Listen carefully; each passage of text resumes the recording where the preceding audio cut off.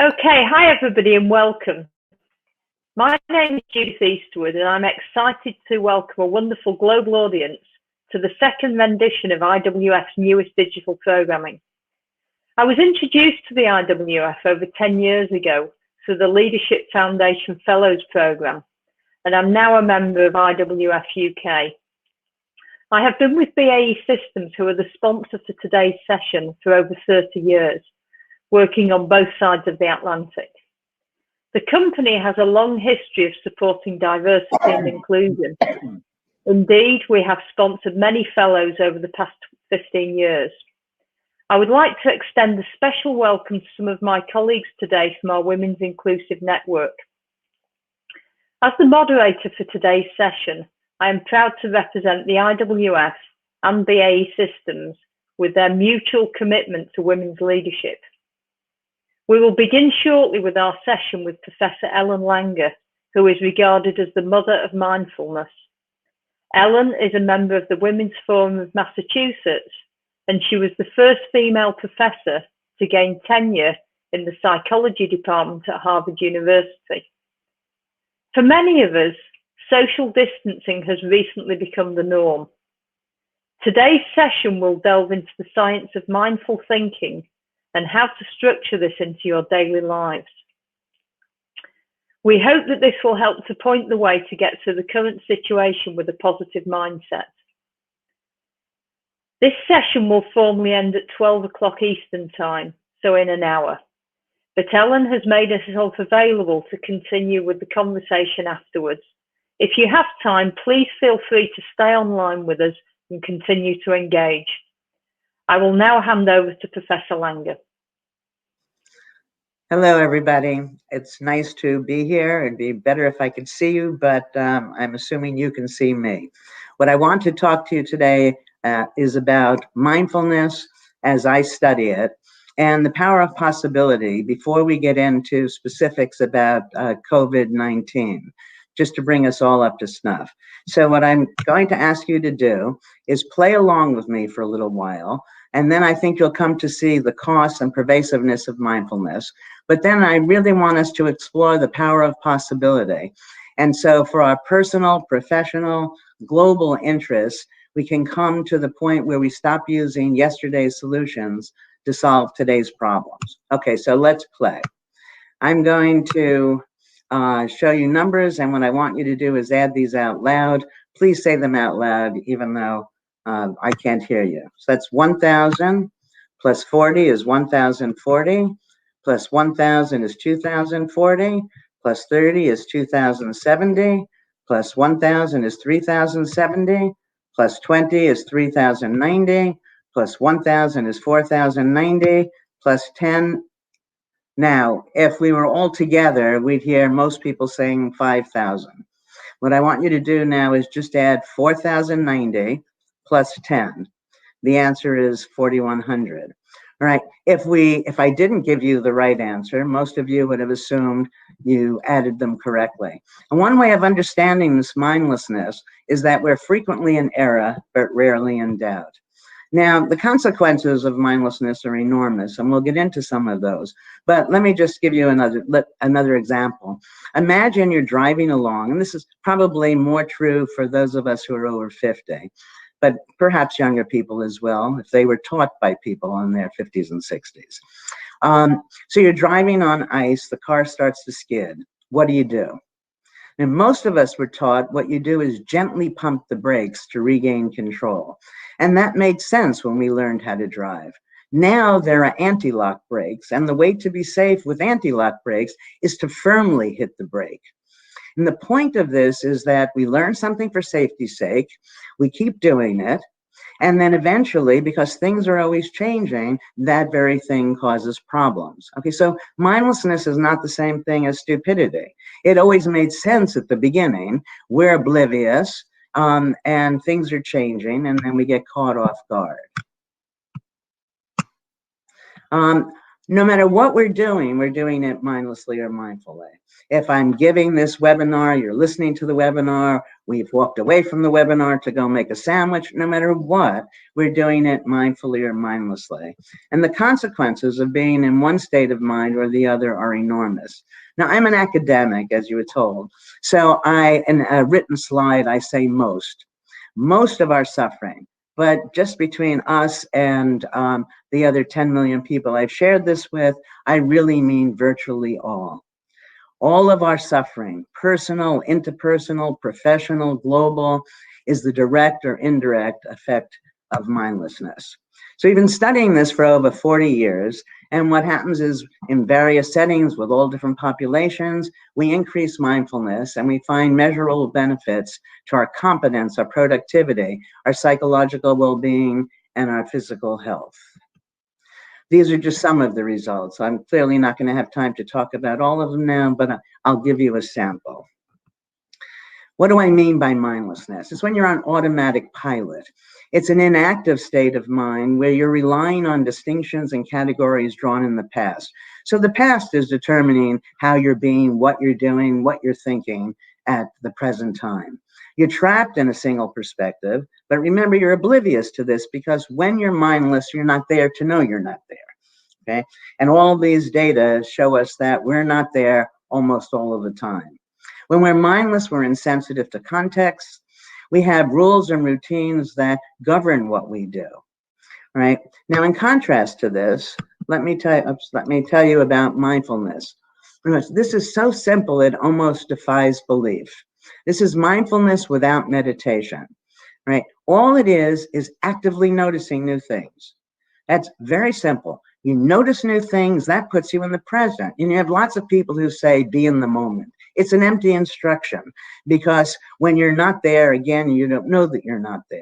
The way to be there is simply notice new things, about things you thought you knew. When you do this, it puts you in the present, makes you sensitive to context and perspective. You can have rules, routines, but they should guide what you're doing, not overly determine what you're doing. Now, the simple process of noticing new things is the essence of engagement. And what happens, so it feels good, the neurons are firing, and clearly it's good for one's health. So you notice new things, you come to see that thing you thought you knew, you don't know it as well as you thought you did, so your attention naturally goes to it. So mindfulness is pervasive, and as I'm suggesting, virtually all of us are mindless most of the time. We think we know, but we don't. So again, the takeaway is that we're frequently in error, but rarely in doubt. Now, it's not just that our mindfulness improves performance and health, it's actually visible to other people. We have lots of studies for each of these statements that I'm making. I'm just going to give you short examples. So we have magazine salesmen. We instruct them. We give them a script. They memorize the script. For the groups that's mindful, we tell them, make it new in very subtle ways each time you approach a client. They do this. Then we have somebody who goes to the client and has them evaluate the salesperson. And what happens is when they simply made it new, they were seen as more charismatic. Also, they sold many more magazines. Now, women in leadership have a particular problem in that if you're soft and sweet, what have you, let's say very female-like, you're often seen as weak. If, on the other hand, you're assertive, you may be seen as a bitch. I'm allowed to say that because I'm in my own house. So what we did was to run a study where we have women be male-like, female-like, and half of each of those groups were mindful or mindless. It turned out when they were mindful, it didn't matter whether it was cloaked in a male or female manner. When mindful, people are seen as charismatic, authentic, and essentially having all of the qualities for good leadership. So our mindfulness seems to be attractive to other people. I think that it's actually the essence of charisma. The more mindful you are, the more charismatic you're going to be seen. And in study after study, we find the more effective leader you become. What's interesting is it's even visible in the products of our labor. So we have studies where we have people writing things, painting things, giving speeches, many different tasks. And in each case, when they do it mindfully, it seems to leave its trace in the product being created. Let me give you an example. We did a study with orchestras. We're going to have several different orchestras. They're going to be instructed to be mindful or mindless. When they're mindless, they're told, remember a time you played this piece, and now just replicate it as well as you can. When they're mindful, they're told, make it new in very subtle ways that only you would know. And now remember, they're playing classical music, so the mindful additions here, the new things are going to be very subtle. Right? We tape the performances, we play them for people who have no idea what the study is about. People overwhelmingly prefer the mindfully played piece, and the musicians prefer playing it that way. Now, it's interesting, when I wrote this up years ago, I became aware of something I hadn't realized when I set out to do the study. There was a finding in this that is also relevant to leadership. Here we have a situation where everyone is doing their own thing. And in that, it was evaluated as a superior group outcome. Right? So you don't get chaos. Everybody is drawing their attention from the very same context. So that leads me to think that the main job of a leader may actually be to increase the performance of those people being led.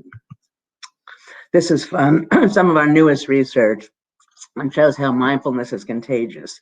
Years ago, I did a little study. People are who've just meditated, or the rest of the world, are given an index card and just asked to read it. And it would say things like, I love Paris in the springtime. Everybody reads it as, I love Paris in the springtime, except the people who just meditated. Now, what we did here, we have, you imagine you're the participant. The person standing next to you, the experimenter, is being either mindful or mindless. When that person is mindful, you actually see the double word. We also show an increase in terahertz wave. We just did this study in China. If you Google terahertz wave, you'll know as much about it as I do. The important thing here is that when I'm mindful, you become more mindful. Now, the consequences of becoming more mindful are astounding. All of our facts become suspect. So I was at this horse event many years ago, and this man asked me, could I watch his horse while he goes and gets his horse a hot dog? I must tell you that I'm Harvard, Yale, all the way through. I know this is absolutely ridiculous. Horses are herbivorous. They don't eat meat. And what happens is he comes back with the hot dog, and the horse ate it. And at that moment, I realized everything I thought I know might be wrong. What does it mean horses don't eat meat? How much meat is mixed with how much grain? How hungry are the horses? How large are the horses? And so on. All of this gets lost when findings are reported. What you need to understand is that experiments, no matter what the discipline, experiments that lead to the facts we're given about the world, these experiments themselves really only tell us probabilities. They say if we were to do the exact same study again, which we can never do, but let's assume that we did it exactly the same way, we would probably find these results. Those results are reported as absolutes. Why does that matter? Because when we know something is absolute, we don't pay any attention to it. After all, we know it. Okay, so we don't question these facts, and things need to be questioned. I mean, if I asked you, we all went to elementary school, we were taught 1 + 1. If I ask you how much is 1 + 1, you're going to tell me 2, and then you'd pay no further attention. It turns out even 1 and 1 is not necessarily 2. It's 2 if you're using a base 10 number system. If you're using a base 2 number system, 1 + 1 is written as 10. Easier to understand, if you take 1 wad of chewing gum and you mix it with 1 wad of chewing gum, 1 + 1 is 1. 1 pile of laundry plus 1 pile of laundry, 1 + 1 = 1. In the real world, I think 1 + 1 probably doesn't equal 2 as or more often as it does. Okay, the important thing here is that the facts we've taken in mindlessly leads us not to question them. We don't question them, and then typically or often we're going to come up short. One of the reasons we take these facts in mindlessly is because we're afraid of making mistakes, so we don't vary the things that we do, or we don't vary our understandings frequently. What you need to understand is that a mistake in one context may be a success in another. For example, this person made this defogger and sprayed the slopes of, sprayed the crops in Florida, and actually the defogger produced an icy, snowy substance that killed the crops. All right, a tremendous failure, it would seem, very stressful for everybody who created it. Somebody else took the same defogger to spray the slopes in New England when skiers wanted snow and Mother Nature didn't comply. Another example, perhaps even more one you might know already, is about a glue. A company makes a glue. What happens is the glue fails to adhere. Terrible failure, right? And you can imagine the anxiety and stress the CEO experienced. But what this company did was to take that glue that didn't adhere and turn it into a Post-it note. Okay. 3M produced a product that was far more successful, brought in far greater revenue than they would have with just making a glue. But the way you do this is you don't say, as in the glue example, what can I do with a glue that doesn't stick? Nothing is going to come to mind. If instead you ask yourself, you take the properties in a positive way and you say, what can I do with a substance that adheres for a short amount of time? And then many more of us would think of things like Post-it notes. Okay, so the larger point here is that when we do something and it doesn't work, rather than experience this is stressful, what we need to ask different questions to find ways to make use of that thing that seemed at first to be a mistake, which then reduces stress. I want to talk to you now about stress in the time of a pandemic. Most people, or many people at least, are dealing with uncertainty right now. They don't know how to deal with uncertainty. They feel overwhelmed by it and experience a great deal of stress. But if we go back 6 months, everything was also uncertain. Things are always changing. Things look different from different perspectives. So we can't know. The problem is, by mindlessly holding things still, we think we know. But we confuse the stability of our mindsets with the stability of the underlying phenomenon. Let me give you an example of an exercise I do with my decision class at Harvard. So I tell them, look, I have taught a version of this course for 40 years. I have never missed a class. What is the likelihood that I'm going to be here next week? And we go around the room. It's a small seminar. First person invariably says, well, you've never missed a class, you deserve the time off. The next person says, your dog has to go to the vet. And we go around the room and everybody gives very reasonable responses. Then I say, okay, so what is the likelihood that, I'm sorry. So first, let me take this back. I got myself lost here. I asked them, what is the likelihood that I'm going to be there? And they all say things like 97, 98%. Okay, they're not going to say 100% because they're Harvard students, but essentially they're saying I will definitely be there.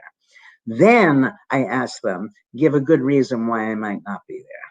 Now that 100% drops to 50%. We're so good at post-dicting, Monday morning quarterbacking, having the consequence and then seeing how it could have been no other way, that we mistakenly think that we can predict. Prediction is largely an illusion.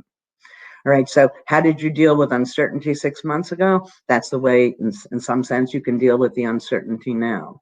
But let's look at other ways of reducing stress. And the first thing also is to recognize that consequences are neither positive nor negative. These are views we take of consequences. So take a different view, it'll play differently for you. consequences, positive or negative. Let's just say smoking. So people think smoking is bad, but now if you walk down the street and you smoke, everybody is going to keep their distance from you, which may be a good thing. All right. The positive or negative is going to depend on the context in which you embed it. Way of reducing stress is essentially to say stress results from two things: a belief that something is going to happen, and when it happens, it's going to be awful. So if you say to yourself, what are 3, 5 reasons that it might not happen? You've gone from it's definitely going to happen to it might not happen and immediately feel good. And then say, let's assume it does happen. How might that be a positive thing? Now, I know many of you are now thinking, well, if I get the virus, how can that be positive? But there's actually data that when people have a heart attack or they get a diagnosis of cancer, for many of them, that's when they first come alive and realize that the moments of our lives matter and they have to start living differently. One way to reduce stress is to adopt a view of mindful optimism versus defensive pessimism. Defensive pessimism, which so many people practice, is the belief that something awful is going to happen, but I'm going to hope for the best. And that has 2 problems endemic to it. The first, by expecting something negative, you're going to become very stressed and only notice negative things. The second is hope. That's a word that sounds good, but actually on deeper examination, at least in my mind, it's not very good. Hope has built into it the expectation of failure. And so, again, that believing that something could happen, is likely to happen, is going to be awful, it's hard not to be stressed. I'm suggesting instead adopt a view of mindful optimism. You don't put your head in the sand. You make a plan. You say, okay, I'm going to wash my hands frequently, keep distance from other people. I'm going to try to keep that refrigerator door closed more often. I'll do some exercise and whatever, and then just go about living one's life. One can be stressed or relaxed, and outcomes can be understood as positive or negative. If you've been, if you worry and things turn out to be just fine for you, then you've wasted your time. You've been stressed for nothing. If you're stressed and things turn out bad, turns out that you're no better at dealing with it than if you weren't stressed. In fact, I would argue you're probably less able to deal with it. If you're relaxed and things turn out to be good, that's wonderful. And if you're relaxed, again, and things turn out to be bad in your own view of things, then you're going to be stronger and much better able to deal with it. Stress is not an unimportant part of what we're going through right now. My own view, and we have some data, but not enough for me to really share it with you right now, is that stress may be the major culprit in all disease. Now, since stress is a psychological issue, that means we may be able to control virtually all disease. More about that in a moment. I want to look at the psychology of possibility and ask, why are we so sure we can't improve vision beyond 2020, think ourselves thin, reverse virtually all brain damage, cure ourselves if we get COVID-19? Why are we so sure we can't run a stress-free company or a nation where everyone prospers? We need to free ourselves from these mindsets and the limits they place on us. And I want to present a new view of health that helps us move in this direction. First, I want to turn to dead white men. Schopenhauer said, all research passes through 3 phases. First, it's ridiculed. Second, it's violently opposed. Third, it's accepted as self-evident. Einstein said, if at first an idea isn't absurd, then there's no hope for it. I want to share with you an idea that is easy to reject and may seem absurd. It's a mind-body unity idea. I've been working on this for some time. Very simple. Mind and body, I want to suggest that these are just words. If we put the mind and body back together, then wherever we're putting the mind, we're necessarily putting the body. And you'll be able to see soon the control that gives us over our health and well-being. The first study where I tested this was a counterclockwise study. I'm going to call it a famous study because if you go to Simpsons Go to Havana, they actually describe it. And then I'll deal with some of these newer studies. So what we did in this first study was to retrofit a retreat to 20 years earlier and had old men live there for a week as if they were their younger selves. They spoke about past events in the present tense. All of the props were of the past, everything to prime their younger selves. Let me interject for a moment. I can interrupt myself. That when I've talked about in the past, these men were 80 years old, and that was when 80 was 80. They were really old. And when I've spoken about this, I often say now 80 is the new 60, but now I find that 60 is the new 90. And I think that what we want to do is not buy into what's being sold by many people out there. Let's keep 80 as the new 60. All right, so we have old men living in this retreat as if they're their younger selves. We take lots of measures at the start. We even take photographs of them. And what we find is that in a period of time, just 5 days, for these experimental subjects, their hearing improved, their vision improved, their memory improved, their stress improved, and they looked noticeably younger.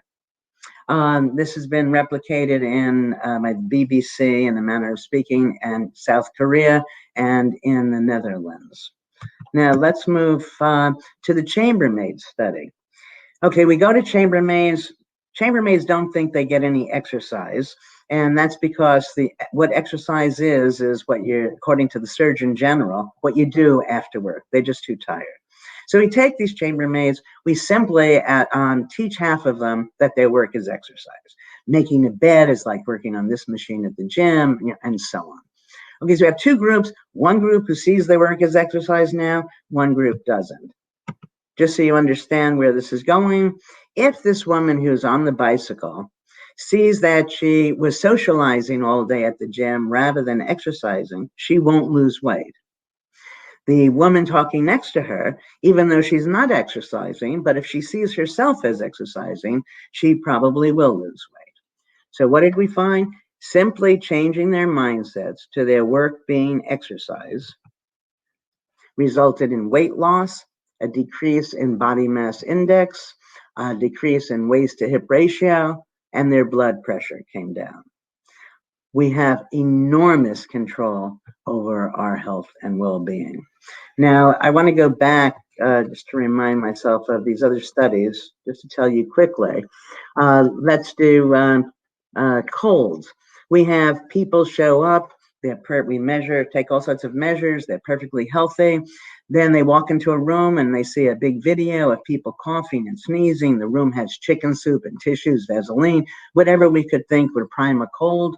Turns out, without the introduction of a virus, they get sick. We have another study where people are in a sleep lab, they wake up, they see the clock, they think they got 2 hours more sleep, 2 hours fewer sleep, or the amount of sleep they got. It turns out that biological cognitive functions follow perceived amount of sleep rather than real sleep. We have diabetics. They come in, they're type 2 diabetes. They're going to play video games. You'll understand why in a moment. There's a clock there. They're told, what we want you to do is change the game you're playing around every 15 minutes or so.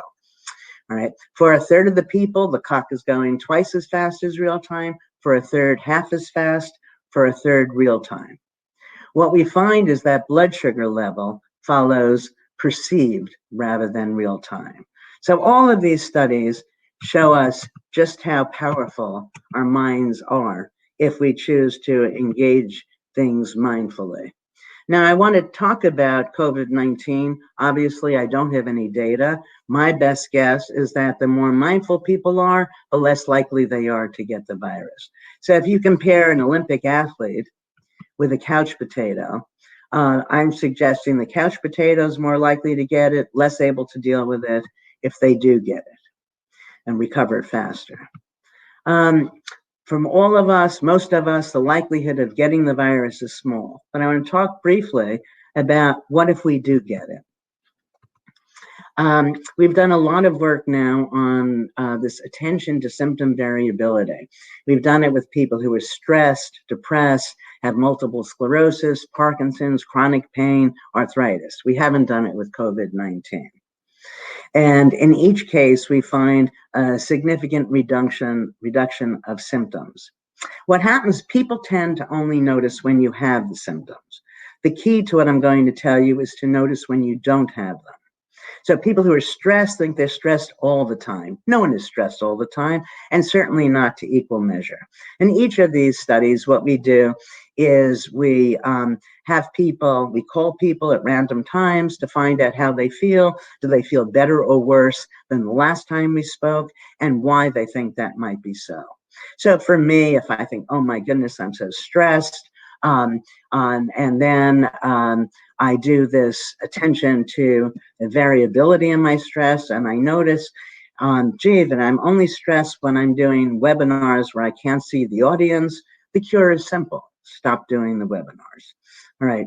And this is true for diseases like MS. We have some data, pilot data for mild cognitive impairment. We're collecting data for stroke victims.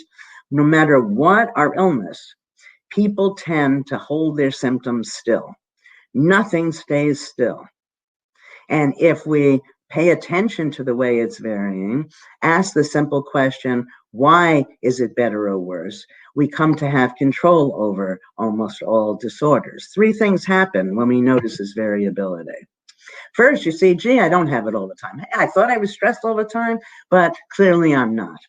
By looking for when and why it's different right now, you also become more mindful. And as I said, we have 40 years of research where this active noticing of new things, the neurons are firing, and it's literally and figuratively enlivening. And by looking for a solution, you're more likely to find it. All right, so one of the most important things that I've said to you is that things are moving, things are changing. Things were always changing. And what we want to do is move from this illusion of stability and start to exploit the power and uncertainty. We want to challenge the idea that the limits we assume are real or must exist for us at all.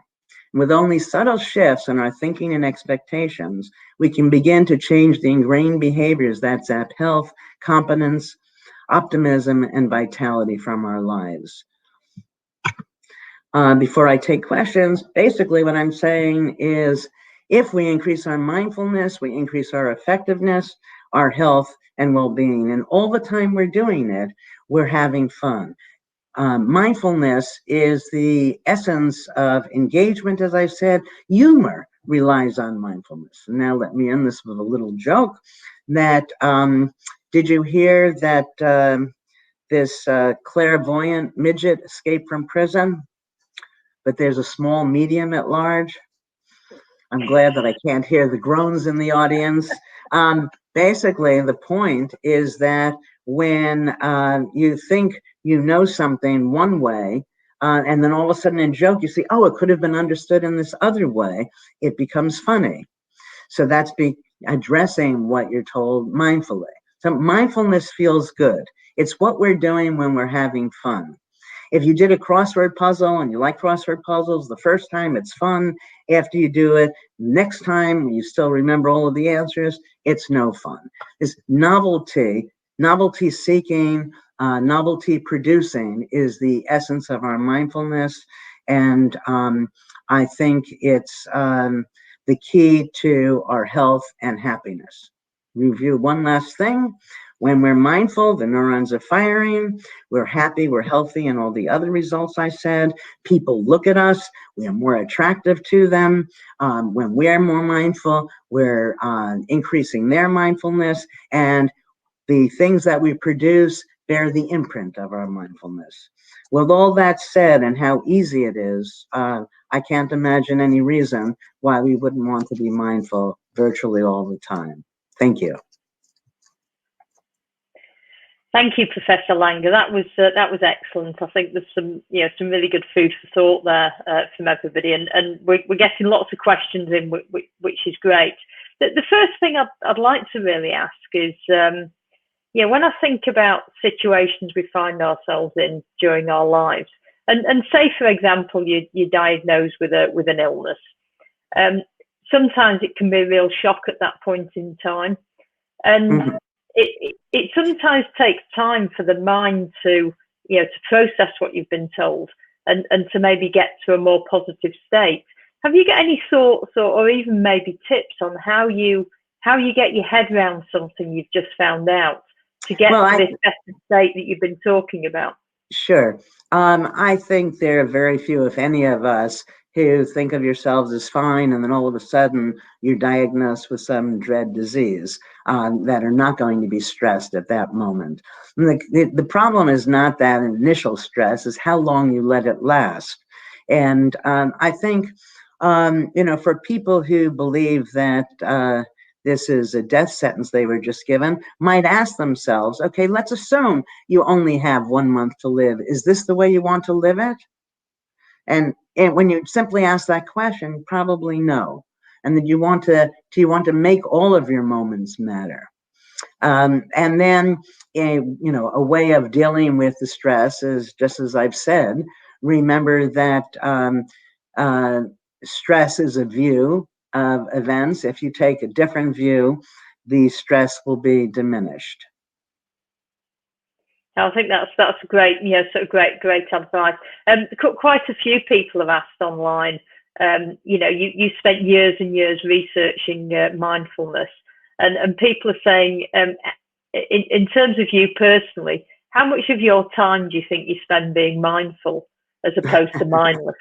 Well, it's interesting. I mean, I don't go around clocking myself in this regard, but every time I find myself mindless, I go, yes, I'm right. So surely I have my mindless moments like everybody else, uh, but hopefully there are fewer and fewer day by day. It's also that there are ways of learning about new things. If I were going to learn a new sport, a new activity, a new subject matter, where you can learn it to maintain the mindfulness throughout, rather than the way most of us are taught now.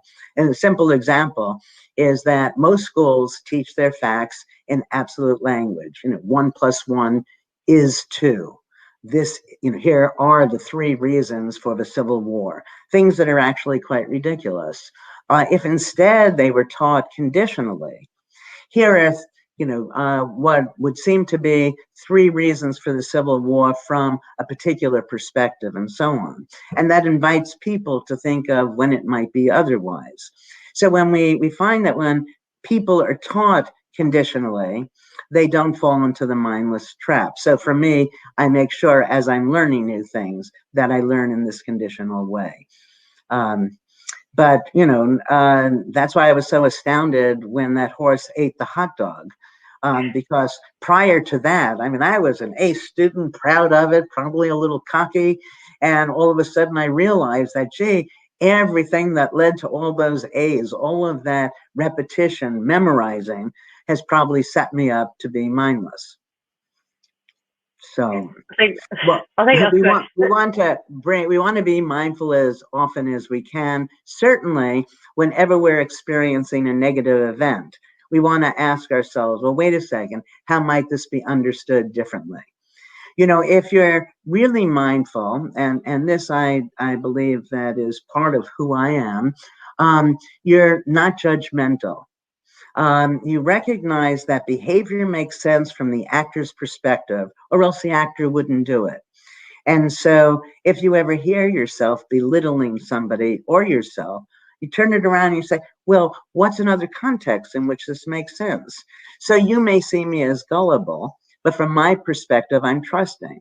I may see you as inconsistent, but from your perspective, you're flexible, and so on. And it turns out every negative evaluation can be understood with equal potency, but oppositely valence. And so when you do this, you might want me to change because you think that I'm too impulsive. But when you recognize that, from my perspective, I'm being spontaneous, then you'd probably not want me to change. I might want you to change because I think, God, you're so boring. But from your perspective, you're being stable, someone I could count on. Well, that might be a good thing. And so once we're easier with other people by mindfully understanding them and easier on ourselves, our relationships improve, and these things tend to snowball in very positive directions. I think that's yes, a great point, and it's one of the things that we spend quite a bit of time doing in my profession is trying to teach people to, for example, be more objective with the reviewing and to look at things from different perspectives, just as you've described. So I think that's actually really interesting to me. One of the things that I've been looking at recently is this aspect of the fact that your brain works in a couple of different ways. There's the survival aspect versus the thoughtful aspect. And one of the questions that various people have asked online is, doesn't doing some things mindlessly leave more mental energy to do, for more demanding tasks? No, I often get a version of that question, and my simple answer is no. I think if you're going to do something, you should be there for it. And sometimes, the question is, isn't it better for me to do this mindlessly so I can do this other thing mindfully? But the only time you should be mindless, I believe, is when you found the very best way of doing it and things don't change. And of course, neither of those are going to be met.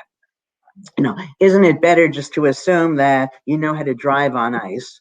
So you gently pump the brakes. No, things have changed, and now you're actually going to increase your chance of an accident. If somebody is reaching for a box of cereal, and you want to know, isn't it better just to reach mindlessly, put it in the bowl, eat it mindlessly while I'm thinking about the next important thing I'm going to do at work? No, accidents happen, things happen. A little screw might have in the packing fallen into that box of cereal. And if you're not there when you pour it out, your dentist is going to make a lot of money. So the idea is, if it's worth doing, it's worth showing up for. And an interesting, to me at least, thing is that drawing distinctions has this effect regardless of the quality, so to speak, or how silly the distinctions are.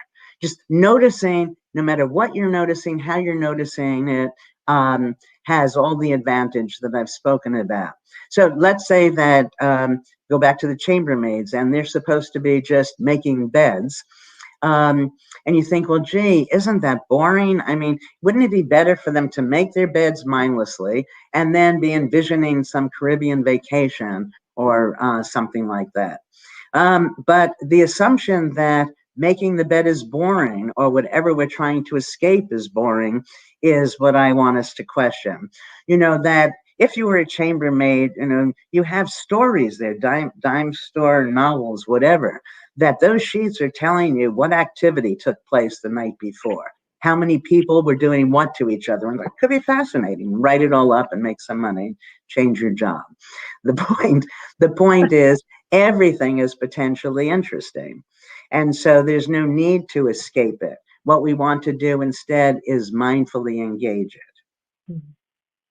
I think those are great points, and actually it kind of takes us almost to the situation we're all in at the moment with the whole COVID-19 situation. And I know, again, from my professional point of view, I've regarded it as a real opportunity to, I'm calling it sort of left shifting the future, in terms of using more technology to do some of the things we need to do. Now, somebody's actually asked the question, in fact, there's 4 votes on this one, so lots of people want to know. Any advice for the sort of millenniums or Gen Z adults to get them to adopt mindfulness and move away from the obsessive attachment to the digital devices? And I see that as being a balance between where we are today and trying to get people to move. Yeah, it's interesting that usually comes from their parents.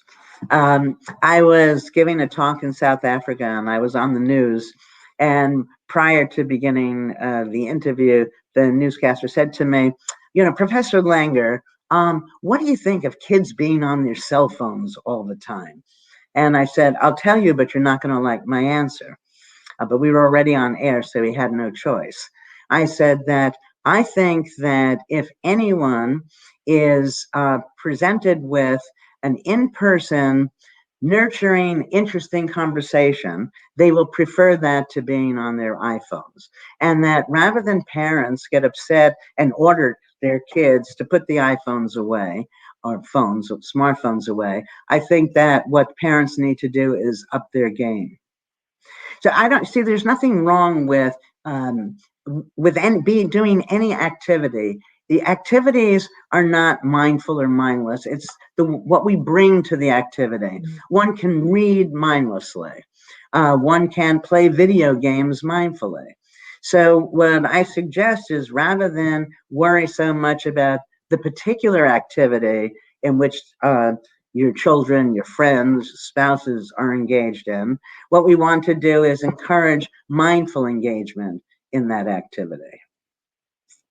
Yeah, and I think you make a very good point there about providing in some ways a better alternative. If you think that, as you say, if you think they're doing things mindlessly, then provide that different alternative. So I think that's a great great piece of advice for people. So I think there are also some advantages. People have written about some of these, so I won't review those, but advantages to what's going on in today's world. How it's better for the environment and so on. And for me, it's clear. I see that people don't worry about ridiculous things. So you have a bad hair day, who cares?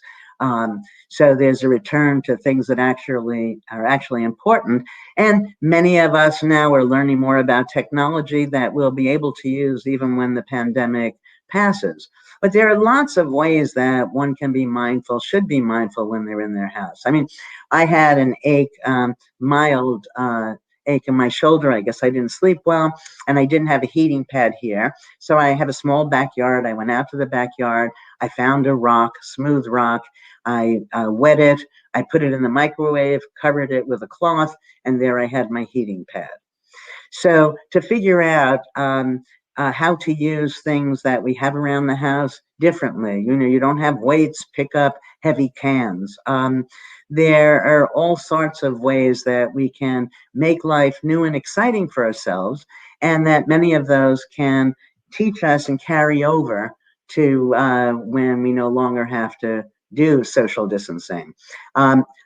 Priscilla Douglas, who most of you people know, comes to visit me during this time. She stands outside with her mask on.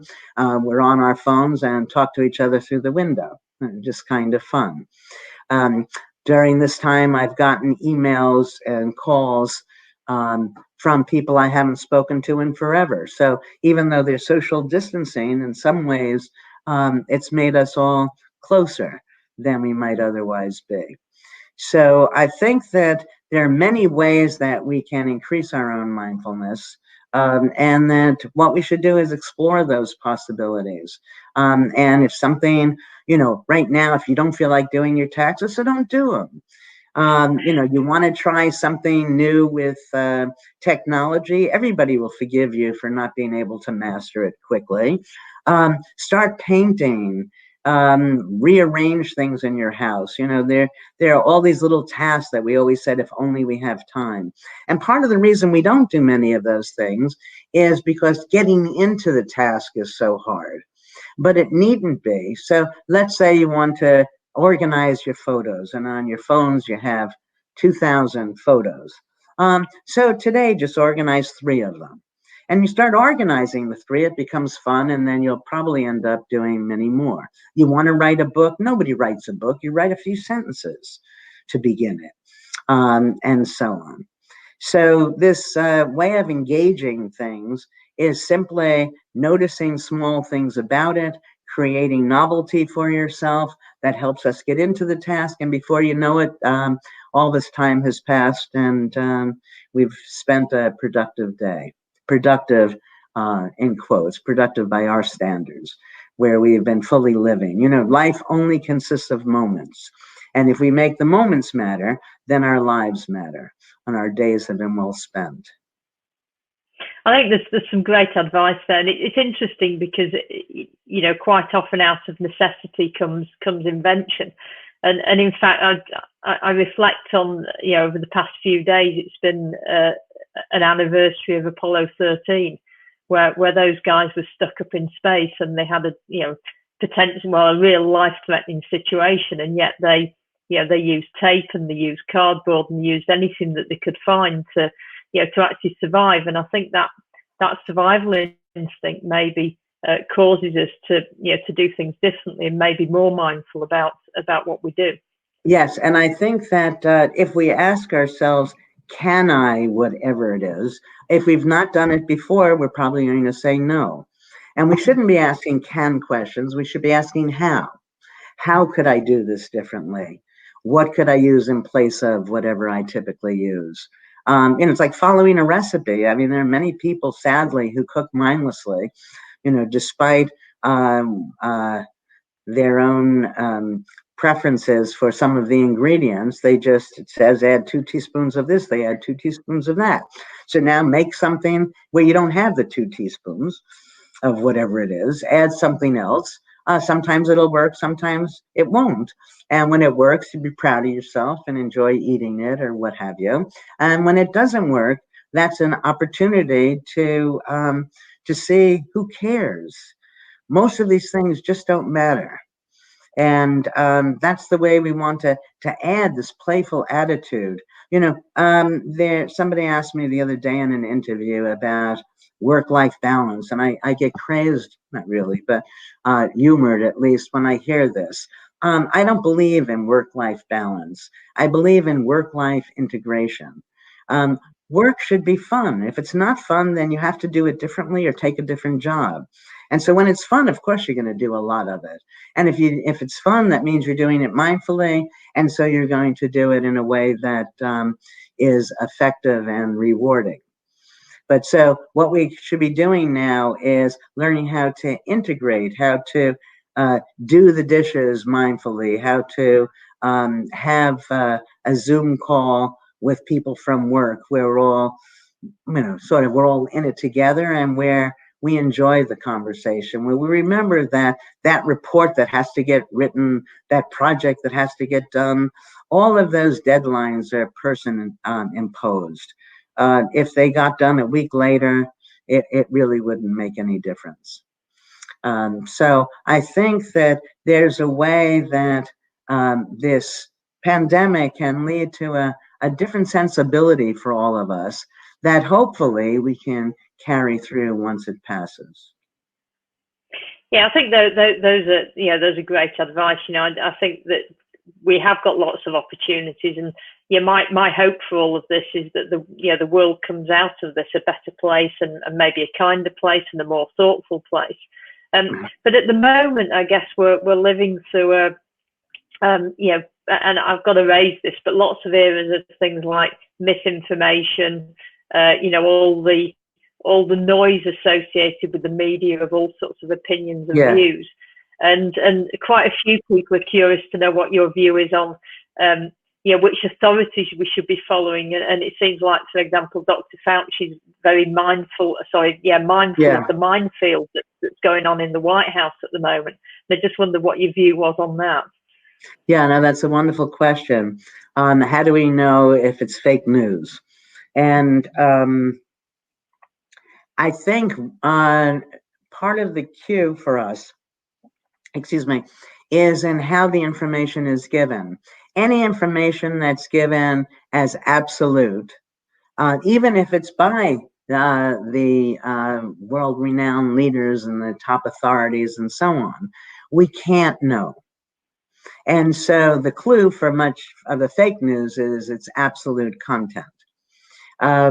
What we want to recognize is everything changing. And even if we want to look at the likelihood of something happening. There are so many decisions, smaller decisions that go into that formulation, where you change any one of them, the answer is going to be very different. You say, how many people are dying of the virus? Well, there are lots of people who are dying of lots of diseases where the virus may have sped up the death, and so on. Those people aren't counted.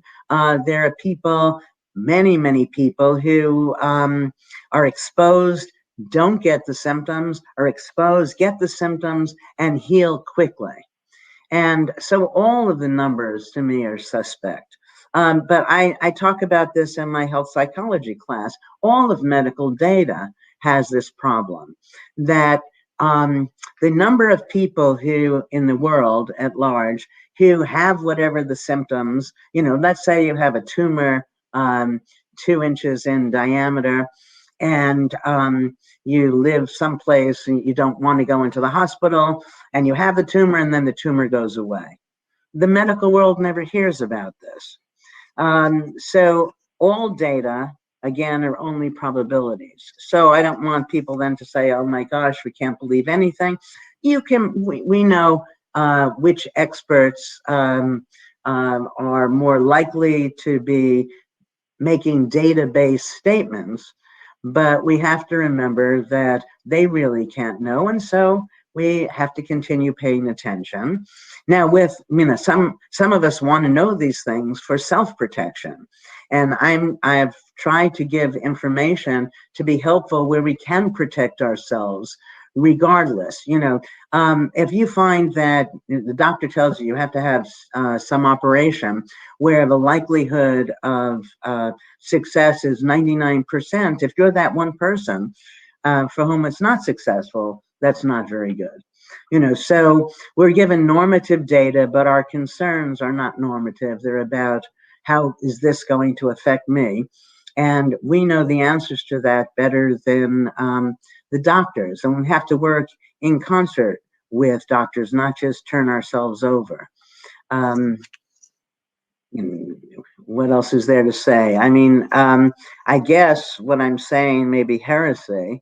I'm saying, in part, fake news is surely not to be taken in absolutely, but even real news has to be understood with at least a grain of thought, because all news, all information is context dependent, and it's based on the view taken by the person who's gathering the news, the person who's understanding that, the person who's understanding what information to give to other people, and so on. And it's not as if there are these absolute facts. I hearken back to the simplest fact we all thought, that 1 and 1 is 2. And it's just not always 2. So we don't want to be complacent. We want to take all of it with a grain of salt. The more absolute language used in giving it, the more I would question it. No, I think that's really good advice. And there's been a number of people sort of coming online asking. Obviously, a lot of people have taken the time to sort of invest today in listening to some great advice here, and I'm sure want to take some of the advice into many of their personal situations. How do you help other people to become more mindful in many different situations? I've had somebody's asked, how do you become more mindful in the face of chronic pain? How do you become more mindful? Well, okay, so let's just take that. People? How do you become more mindful in the face of chronic pain? What you need to do is recognize that the pain is not equally painful every day throughout the day. And that's an example where we do have hard data that if you set your iPhone, ask somebody to call you at random times, whatever, and ask you how you're feeling, how much pain you're in. And it won't be the same from minute to minute, from hour to hour. So what is the reason that it's greater or less than? And, so if you find that the pain is greater, for instance, when you first wake up in the morning, perhaps you should change your pillow. so that your body is oriented differently. You try different things, and in our studies, people have been able to reduce their symptoms significantly. I think sorry. No, I'm sorry. I think there was something in the beginning of that question that I wanted to respond to, but now I've forgotten. So yeah, the other piece was I think really about people trying to understand how they can help others and provide them with strategies for dealing with lots of different situations. Pain was one of them, but many different situations. Okay, so how do you help other people? Well, the good news from the new data that I told you about is the more mindful we are, that mindfulness is contagious. So first, just take care of ourselves and it will naturally spread. The other is when somebody presents some dire set of circumstances, which is probably when you'd want to be helpful, turn it around for them. Ask them, well, what's the other side of that? What are some things that are unexpected by you, but that could be positive about that? And how can you be sure that that's going to happen? What are a few reasons it might not happen? The questions we ask of our research participants, and all encased in a loving framework where you understand why this person is stressed. And so you start off, lots of people are stressed right now, but here are some things that could be useful. And then just share some of the things we talked about today. So yeah, it's kind of trying to relate your own feelings to try and help other people as well, which sounds good. And it's interesting because I one of the absolute honours I've got is to be able to be a mentor for one of the current IWF fellows, and it's interesting because I guess without thinking about it, trying to relate some of your own experiences to that individual, certainly I think help them, and I think that brings forward some of the strategies that you're suggesting. Well, but even beyond that as we're trying to teach somebody else some of the information that we've discussed today, you're reinforcing it for yourself. And so you're helping both you and that other person. And of course, always best to lead by example. Yeah, we often talk, certainly in my profession, about teach to learn. And I think that's, to your point, that does help to reinforce what we used to write. But one of the questions that people have been asking is, what's the relationship between mindfulness and meditation? Well, meditation isn't mindfulness. Meditation is a program to lead to post-meditative mindfulness. And meditation is fine. I did very early research on it.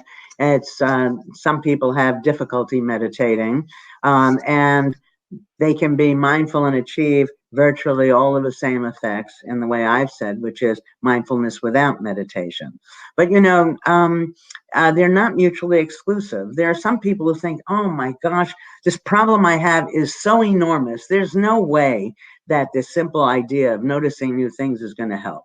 So then they want to, they should engage in meditation where they have to take 20 minutes out every day and to meditate and so on.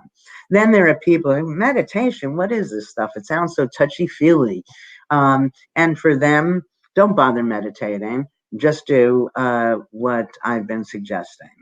And again, one can do both. But the point is to recognize that the things that get us crazy, the things that are upsetting, are a function of our views, not the thing itself.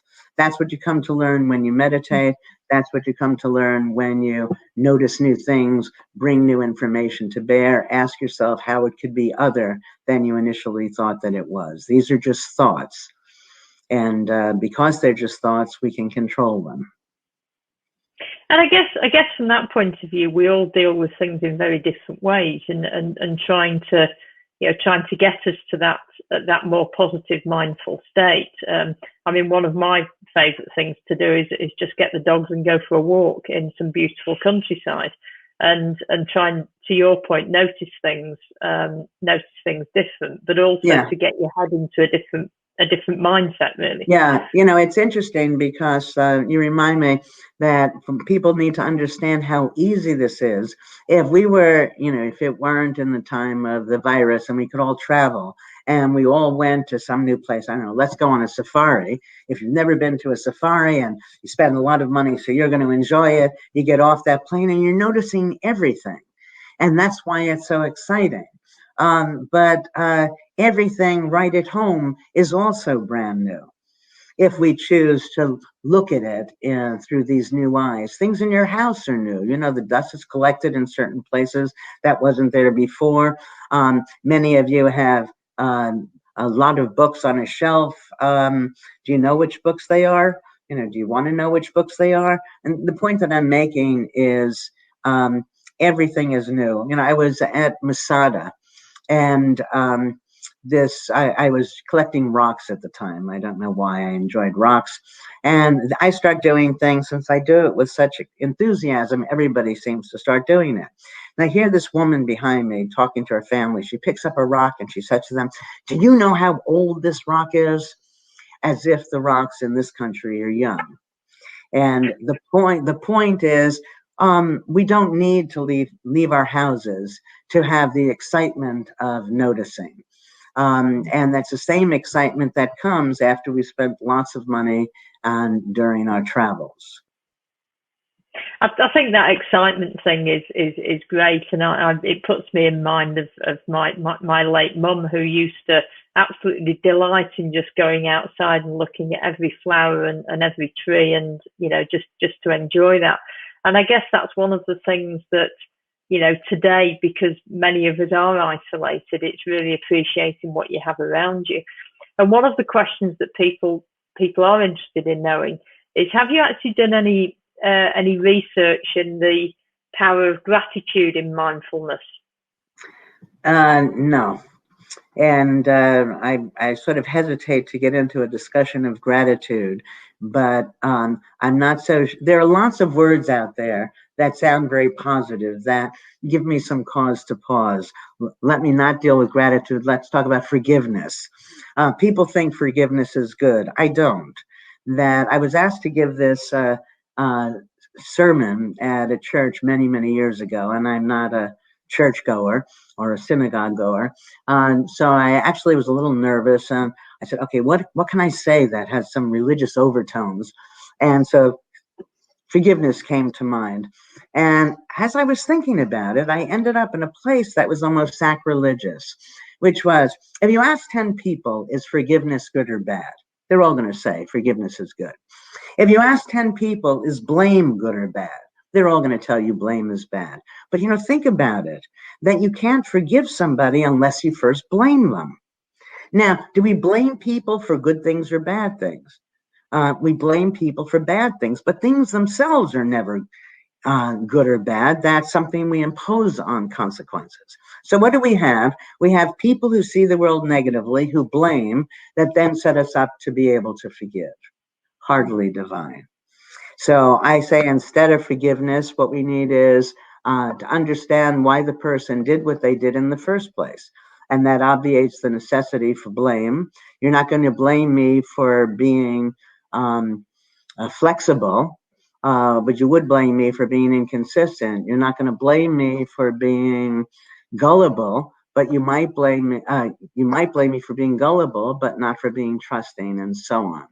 And so when we become more mindful and see the other side of these negative consequences, it obviates the necessity for blame, and then there's no room for forgiveness. So it's like hope. As I said, hope has a negative part to it that most people don't think about. Hoping means you're really believing that it's not going to happen. I think better to just expect that it's going to happen and get on with business. And gratitude, I'll leave it to everybody else to figure that one out. I haven't gotten it down as concisely as these other two, but it's interesting to think about. Yeah. You know, what does it mean when I'm going to do it right now, even though I said I wouldn't? What does it mean to have gratitude? It means somehow what, that you weren't expecting it, or you didn't deserve it, or everybody doesn't deserve it, or gee, people who don't have what you have are not as fortunate. That's a good starting place to think about it. Although I must say, people who are concerned with gratitude tend to be nicer, to see the world in more positive ways and are easier to be with. So I'm not anti-gratitude. I'm not anti-forgiveness. I'm not anti-hope. I am pro this other way of being that ends up giving us more control over our health and well-being. I guess, I guess some of it's more about, maybe being a bit, I suppose, thankful and contented, contented with, with being in a great situation, and that's a kind of positive mindset. But what I'm saying is that most situations can be understood as great. So if every situation can be seen as a great situation, then what place does gratitude have? Again, I've said so much in the course of this hour. I don't want to, end with questioning gratitude, but it's just something that's fun to think about. But I think that the larger point that we want to hold on to is that if we put the mind and body back together, and it's, all of my work over many, many years now suggests that's a useful way of thinking about us, that gives us enormous control over how we understand what situations we're in, how we deal with matters of health and well-being. And we have this control, we just need to access it. Yeah. Now, I think there's been some great, great points made today, and we're I'm sort of, we're starting to run out of questions from the audience, but I think. But I think we're out of time anyway, so that's okay. I think we are, yeah. But it's been, it's been an absolutely wonderful, wonderful conversation. I feel as if it's been you and I having this great conversation about, about mindfulness. So being mindful now. I'm just off to make a couple of hot dogs for my horses, and see if they're willing to eat them or not. But I'd just really like to close in saying, thank you so much. I think I've personally got a massive amount out of the interaction today. I'm sure many other people have as well. All the 600 or 700 people, 800 people we had online, and I think the way to close, certainly from my point of view, is to say to everybody, stay mindful, through all of this. There is going to be a point where the life changes again. I'm not going to say, well, the world returns to normal, but I think, life will change again for us. Stay mindful, stay positive with that, and everybody stay safe. And I think, I'd really like to thank you and leave you the, any sort of closing remarks, Ellen. No, I just repeat what I've said now a few times, that it's easy, it's fun, and it couldn't be better for us. It's good for our health, well-being, it's good for our relationships. The things that we produce end up better, and it's contagious. So it seems to be. So do it for not just for yourself, for all of the people around you. Actively notice new things, engage in this world.